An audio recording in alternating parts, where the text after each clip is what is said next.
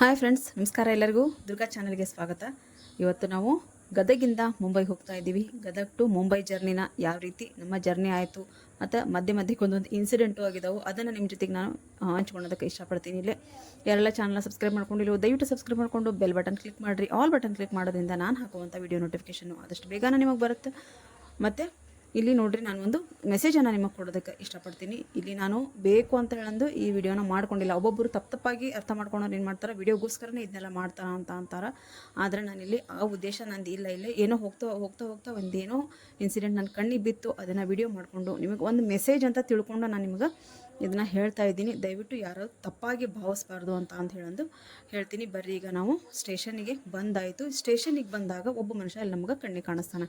ಇವನು ನಾವು ಬರೋ ಹೊತ್ನಾಗ ನಡ್ಕೊಂತ ಬರಾಕೊಂತಿದ್ದ, ಆದರೆ ಅವನಿಗೆ ಕಾಲು ಮುರಿದೈತಿ, ಆಕ್ಸಿಡೆಂಟ್ ಆಗಿದೆ ಅಂತ. ಅವನಿಗೆ ಬರ್ತಾ ಅವನು ಅಲ್ಲಿಗೆ ಸ್ಟಾಪ್ ಆಗಿ ನಿಂತ್ಕೊಂಡು ಹಣಿ ಕೈ ಕೊಟ್ಕೊಂಡು ನಿಂತ್ಕೊಂಡ. ಅಷ್ಟರೊಳಗೆ ನಾವು ಒಂದೆರಡು ಹೆಜ್ಜೆ ಅವನಿಗಿಂತ ಮುಂದೆ ಬಂದಿದ್ವಿ. ವಾಪಸ್ ನಿಂತ್ಕೊಂಡೆ ನಾನು. ಯಾಕಪ್ಪ ಸುಮ್ಮನೆ ನಿಂತ್ಕೊಂಡು ಅಂತ ಅಂದ್ರೆ ಅಂದ್ಕೊಂಡು ಅವನು ಏನು ಮಾಡ್ದ, ಅವರ ಗಾಡಿ ಹೋಗ್ಬಿಡುತ್ತೆ, ಬಂದು ನಿಂತ್ಕೊಂಡ್ಬಿಡುತ್ತೆ. ನನಗೆ ಅಲ್ಲಿ ಮಟ್ಟ ಹೋಗಕ್ಕೆ ನನಗೆ ಆಗಂಗಿಲ್ಲ ಅಂದ. ನಮ್ಮ ಮನೆಯವ್ರಿಗೆ ನಾನು ಹೇಳಿದೆ, ಅಯ್ಯೋ ಪಾಪ ಟ್ರೈನ್ ಹೋಗ್ಬಿಡ್ತೈತ್ರಿ, ಅವ್ನು ಹೆಂಗಾರ ಮಾಡಿ ಗಾಡಿ ಹತ್ತಿಸ್ರಿ ಅಂತ ಹೇಳಿದೆ. ಅದಾಗ ನಮ್ಮ ಮನ್ಯಾಗ ಅವನಿಗೆ ಪೂರ್ತಿ ಪಾದಷ್ಟೇ ಏನಾದರೂ ನೋವಾಗಿತ್ತಂದ್ರೆ ಎತ್ಕೊಂಡು ಹೋಗಿ ಇಳಿಸ್ಬೋದಿತ್ತು ನಾವು ಅವನಿಗೆ. ಆದ್ರೆ ಪೂರ್ತಿ ಅವ್ನಿಗೆ ಕಾಲು ಮುರಿದೈತಿ ಮೊಣಕಾಲಿಂದ. ನಾವು ಅವ್ನು ಎತ್ತದಾಗ ಅವನಿಗೆ ತೊಂದರೆ ಆಗುತ್ತೆ. ಹಾಗಾಗಿ ನಮ್ಮ ಮನೆಗೆ ಹೆದರಿ ಅವನಿಗೆ ಕರ್ಕೊಂಡು ಹೋಗಲಿಲ್ಲ. ಹೆದರಿದ್ರು ಅವರು. ಆದ್ರೆ ಅವ್ನು ಕೈ ಹಿಡಿದು ನಾವು ನಡ್ಸ್ಕೊತ ಹೋಗ್ಬೋದು, ಆದ್ರೆ ಹೋಗೋ ಟ್ರೈನ್ ಹತ್ಸಕ್ಕೆ ಕಷ್ಟ ಆಗುತ್ತೆ. ಹಾಗಾಗಿ ನಾವು ಅವ್ನಿಗೆ ಏನು ಹೆಲ್ಪ್ ಮಾಡೋಕ್ಕೆ ಆಗಲಿಲ್ಲ ಅನ್ನೋದಂತ ನಮಗೆ ಬೇಜಾರಾಯ್ತು. ಆಮೇಲೆ ಅವನು ಸಾವಕಾಶಕ್ಕೆ ಬಂದು ಅಲ್ಲಿ ಕುಂದ್ರಿಸಿದ್ವಿ ನಾವು. ಅಲ್ಲಿ ಬಂದು ಕುತ್ಕೊಂಡು ನಾವು ಅಲ್ಲಿ ಕುಂತ ತಕ್ಷಣ ನಾವು ಹೇಳಿದ್ವಿ, ಯಾಕಪ್ಪ ಇಲ್ಲಿ ಮಠ ಬರಕ್ಕೆ ಹೋಗಿದ್ದಿ, ನಿನಗೆ ಎಲ್ಲಿಂದ ಬಂದಿದ್ದೀನಿ ನೀನು ಅಂತ ಕೇಳಿದ್ವಿ. ನಾನು ಹೊಸಪೇಟೆಯಿಂದ ಬಂದೀನಿ ರೀ, ಆಮೇಲೆ ಇಲ್ಲಿ ಹಾಸ್ಪಿಟ್ಲಿಗೆ ತೋರ್ಸಕ್ಕೆ ಬಂದಿದ್ದೆ, ನಾನು ಸರ್ಕಾರಿ ಆಸ್ಪತ್ರೆಗೆ ಹೋಗು ಅಂದರು. ಹಾಗಾಗಿ ಸರ್ಕಾರಿ ಆಸ್ಪತ್ರೆಗೆ ಬಂದಿದ್ದೆ. ಅಲ್ಲಿಂದ ನಾನು ಮತ್ತೆ ವಾಪಸ್ಸು ಟ್ರೈನಿಗೆ ಹೋಗ್ತಾ ಇದ್ದೀನಿ ಅಂತ ಅಂದ. ಅಲ್ಲ, ನೀನು ಬಸ್ ಸ್ಟ್ಯಾಂಡಿಗೆ ನಿನಗೆ ಹತ್ತಿರ ಆಗುತ್ತೆ, ಸ್ಟೇಷನ್ಗೆ ಯಾಕೆ ಬಂದಿ ನೀನು, ಅಲ್ಲಿಂದ ಭಾಳ ದೂರ ಆಕೈತಿ ನಿನಗೆ ಅಂತ ಅಂದ್ರೆ ಅವನು ಅಲ್ಲೇ ಒಂದು 50 ರೂಪಾಯಿ ಕೇಳಿದ್ನಂತಂದ್ರೆ ಬಸ್ಸಿನ ಚಾರ್ಜ್ ಜಾಸ್ತಿ ಐತಿ, ಟ್ರೈನ್ ಚಾರ್ಜ್ ಕಡಿಮೆ ಇರ್ತೈತಿ. ಹಾಗಾಗಿ ಬಸ್ಸಿಗೆ ದುಡ್ಡು ಕೊಡೋಕೆ ಅವ್ನಿಗೆ 50 ರೂಪಾಯಿ ಕಡಿಮೆ ಇತ್ತಂತ. ಅಲ್ಲಿ ಒಂದು ಇಬ್ಬರಿಗೆ ನಾನು ಕೇಳಿದೆ, 50 ರೂಪಾಯಿ ನನಗೆ ಯಾರು ಕೊಡಲಿಲ್ಲ. ಹಾಗಾಗಿ ನಾನು ಮತ್ತೆ ಎಲ್ಲರ ಹತ್ರ ಕೇಳೋಕೆ ನನಗೆ ಮನಸ್ಸಾಗಲಿಲ್ಲ. ಹಾಗಾಗಿ ಸುಮ್ಮನೆ ಸ್ಟೇಷನಿಗೆ ಬಂದೆ ರೀ ನಾನು ಅಂದ. ಪಾಪ ಅವ್ನು ಟ್ರೈನ್ ಹೋಗಿಬಿಡುತ್ತು. ಈಗ ಸಾಯಂಕಾಲ ಎಷ್ಟೊತ್ತಿಗೆ ಐತಪ್ಪ, ನಮ್ಮದು ಟ್ರೈನ್ 3:30 ಐತಿ, ಅವ್ನ ಟ್ರೈನ್ 3 ಗಂಟೆಗೆ ಅಂದ್ರೆ ಪಾಸ್ ಆಗಿಬಿಡ್ತು. ಈಗ ವಾಪಸ್ ಅವನು ಇನ್ನೂ 1 ಗಂಟೆ 2 ಗಂಟೆ ಬಿಟ್ಟು ಅವ್ನು ಟ್ರೈನ್ ಐತಿ ಅಂದರು.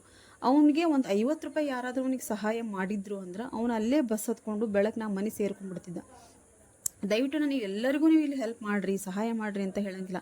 ಕೈಲಿ ಆಗಲಿದ್ದವ್ರಿಗೆ, ಈಗ ಕುಂಡ್ರು ಸಹಿತ ಭಾಳ ಸ್ವಾಭಿಮಾನದಿಂದ ಅವರು ದುಡಿದು ತಿನ್ನೋಷ್ಟು ಸ್ವಾಭಿಮಾನಿಗಳು ಆಗಿದ್ದಾರೆ. ಯಾರಿಗೆ ತಮ್ಮ ಕೈಲಿ ಆಗಂಗಿಲ್ಲಪ್ಪ, ಕಷ್ಟ ಐತಿ ಅನ್ನೋರಿಗೆ ನಾವು ಒಂದು ಮುದುಕರು ಇಂಥವ್ರಿಗೆ ಹಿಂಗೆ ಕಾಲು ಮುರಿದವ್ರು. ಈಗ ನೋಡ್ರಿ, ಅವ್ನಿಗೆ 50 ರೂಪಾಯಿ ರೊಕ್ಕ ಕೊಟ್ಟಿದ್ರೆ ಅವ್ನು ಬಸ್ ಹತ್ತಿ ಹೋಗ್ಬಿಡ್ತಿದ್ದ. ಇಷ್ಟು ದೂರ ಬರೋ ಅವಶ್ಯಕತೆ ಅವನಿಗೆ ಇದ್ದಿರಲಿಲ್ಲ. ಆಮೇಲೆ ಅವ್ನು ನಡೆಯೋಕ್ಕೂ ಅಷ್ಟು ಕಷ್ಟಪಡ್ತಿದ್ದ, ಅವನು ಕೂತ್ಕೊಂಡು ಹೇಳೋದಕ್ಕೂ ಅಷ್ಟು ಕಷ್ಟಪಡ್ತಿದ್ದ ಅವನು.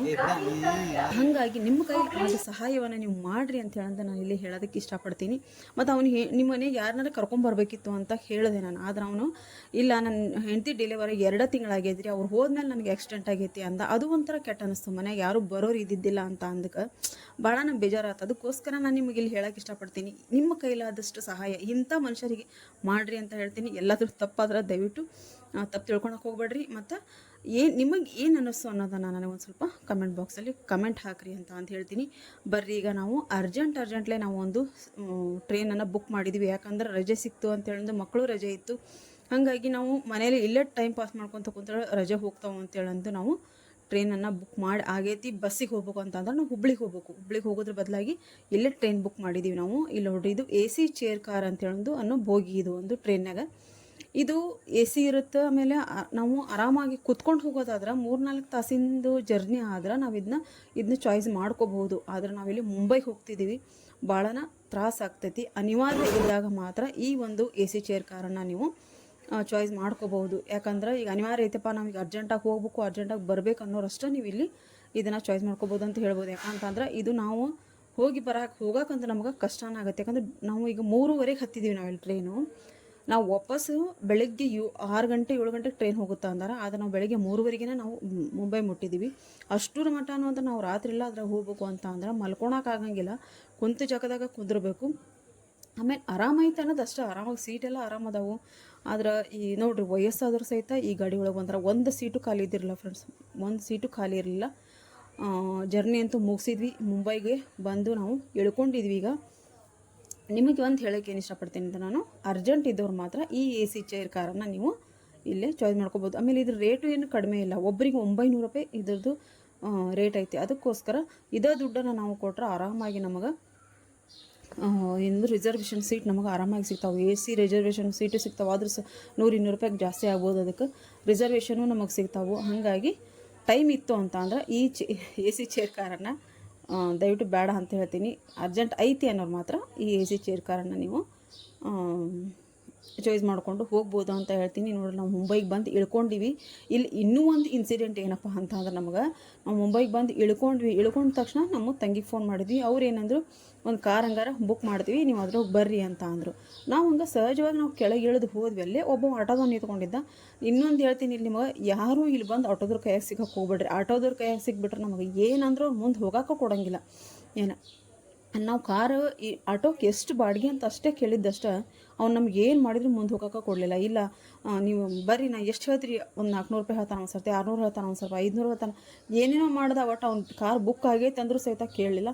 ಕೊನೆಗೆ ಅದನ್ನು ಜಾಸ್ತಿನೂ ಆಯ್ತು, ನಮ್ಮ ಕಾರಿಂದು ರೇಟ್ ಜಾಸ್ತಿ ಆಯಿತು, ಇವಂದೇ ಇನ್ನೂ 50 ರೂಪಾಯಿ ಕಡಿಮೆ ಆಯಿತು ಅಂತ ಅಂದು ಅವನ್ನ ಕರ್ಕೊಂಡು ನಾವು ಆಟೋ ಹತ್ತಿ ಬಂದ್ವಿ. ಆದ್ರೆ ಮಾತ್ರ ಆ ಮನುಷ್ಯ ಅವ್ರು ಮಾತಾಡ್ತಾರೆ, ಮರಾಠಿ ಒಳಗೆ ಮಾತಾಡ್ತಾರೆ. ನಮಗೆ ನೋಡಿದ್ರೆ ಮರಾಠಿ ಬರೋಂಗಿಲ್ಲ. ಕೊನೆಗೆ ನನ್ನ ಮಗ ಹಿಂದಿ ಮಾತಾಡ್ತೇನೆ ಅಂದ್ಕೊಂಡು ಹಿಂದಿ ಒಳಗೆ ಮಾತಾಡೋಕ್ಕಂತ ತಲೆ ತಿಂದು ಕೈ ಬಿಟ್ಬಿಟ್ಟು ಆವತ್ತಿನ ದಿನ ರಾತ್ರಿ ಏನೋ ಮಾಡಿ ಮನೆಗಂತೂ ಬಂದ್ವಿ. ನೋಡ್ರಿ, ಇಲ್ಲೊಂದು ಅಪಾರ್ಟ್ಮೆಂಟ್ ಒಳಗೆ ಇವರೊಂದು ಮನೇನ ತೊಗೊಂಡಾರ.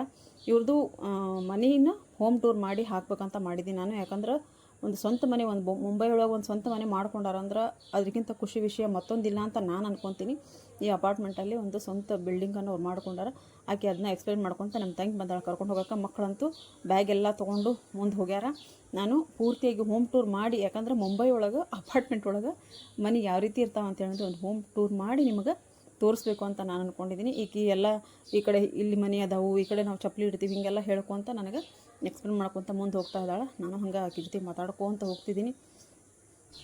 ನಿಮಗೆಲ್ಲರಿಗೂ ವಿಡಿಯೋ ಇಷ್ಟ ಆಗಿದೆ ಅಂತ ತಿಳ್ಕೊಂಡಿದ್ದೀನಿ. ನಿಮಗೆ ಏನು ಅನ್ನಿಸ್ತು ಅನ್ನೋದನ್ನು ನನಗೆ ದಯವಿಟ್ಟು ಕಮೆಂಟ್ ಬಾಕ್ಸಲ್ಲಿ ಕಮೆಂಟ್ ಹಾಕಿರಿ. ಮತ್ತು ಮುಂದೆ ಒಂದು ಒಳ್ಳೆ ವಿಡಿಯೋದೊಂದಿಗೆ ನಾನು ಬರ್ತೀನಿ. ಒಳಗೆ ಹೋಗಿ ನಾನು ಮನೆಯದೇನು ಇಲ್ಲಿ ವಿಡಿಯೋ ಮಾಡ್ಕೊಳಂಗಿಲ್ಲ. ಇಷ್ಟಕ್ಕೆ ನಾನು ವಿಡಿಯೋನ ಎಂಡ್ ಮಾಡ್ತೀನಿ. ಮತ್ತು ಮುಂದೆ ಒಂದು ಒಳ್ಳೆ ವಿಡಿಯೋದೊಂದಿಗೆ ನಾನು ಬರ್ತೀನಿ. ಅಲ್ಲಿವರೆಗೂ ಏನು ಮಾಡಿ ಫ್ರೆಂಡ್ಸ್, ಒಂದು ವಿಡಿಯೋ ಇಷ್ಟ ಆದರೆ ದಯವಿಟ್ಟು ಒಂದು ಲೈಕ್ ಮಾಡಿರಿ, ಹಂಗೆ ಶೇರ್ ಮಾಡಿರಿ, ಕಮೆಂಟ್ ಬಾಕ್ಸಲ್ಲಿ ಕಮೆಂಟ್ ಹಾಕೋದನ್ನು ಮರಿಬೇಡಿ ಫ್ರೆಂಡ್ಸ್. ಮತ್ತು ಮುಂದೆ ಒಂದು ಒಳ್ಳೆ ವಿಡಿಯೋದೊಂದಿಗೆ ಬರ್ತೀನಿ. ಅಲ್ಲಿವರೆಗೂ ಬಾಯ್ ಫ್ರೆಂಡ್ಸ್, ಬಾಯ್.